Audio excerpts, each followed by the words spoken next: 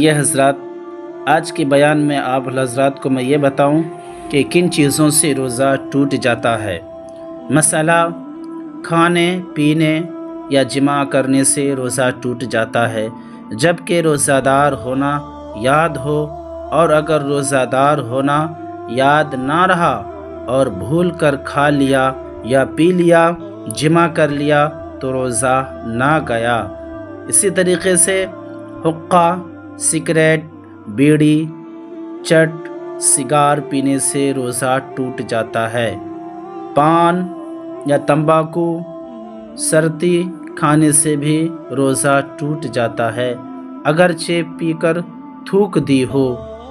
مثلا شکر یعنی چینی، گڑ وغیرہ ایسی چیزیں جو منہ میں رکھنے سے گھل جاتی ہے، منہ میں رکھی اور تھوک نگل گیا تو روزہ ٹوٹ گیا۔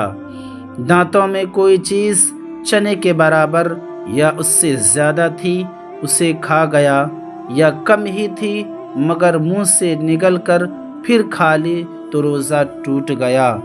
خون نکل کر حلق سے نیچے اترا اور خون تھوک سے زیادہ یا برابر تھا یا کم تھا مگر اس کا مزہ حلق میں معلوم ہوا تو ان سب صورتوں میں روزہ جاتا رہا، اور اگر خون کم تھا مزہ بھی معلوم نہ ہوا تو روزہ نہ گیا۔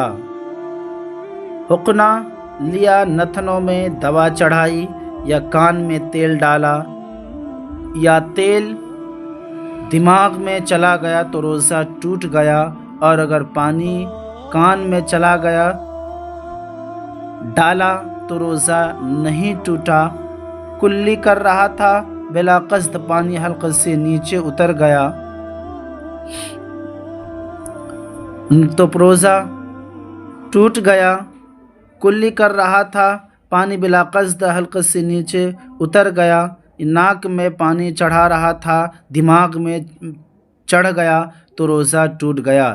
لیکن اگر روزہ ہونا بھول گیا ہو تو نہ ٹوٹے گا۔ مثلا سوتے میں پانی پی لیا، کچھ کھا لیا، منہ کھلا تھا، پانی کا قطرہ یا اولا حلق میں چلا گیا تو روزہ ٹوٹ گیا۔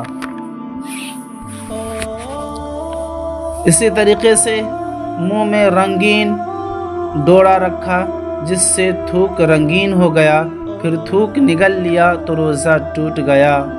آنسو منہ میں چلا گیا اور نگل گیا، اگر 2 بوند ہے تو روزہ نہ گیا، اور اگر زیادہ تھا کہ اس کی نمکینی پورے منہ میں معلوم ہوئی تو روزہ ٹوٹ گیا۔ مثلا قصداً منہ بھر قے کی اور روزہ دار ہونا یاد ہے تو روزہ ٹوٹ گیا، اور اگر منہ بھر سے کم کی تو روزہ نہ ٹوٹا۔ اسی طریقے سے بے اختیار قے ہو گئی تو تھوڑی ہو یا زیادہ روزہ نہ ٹوٹا۔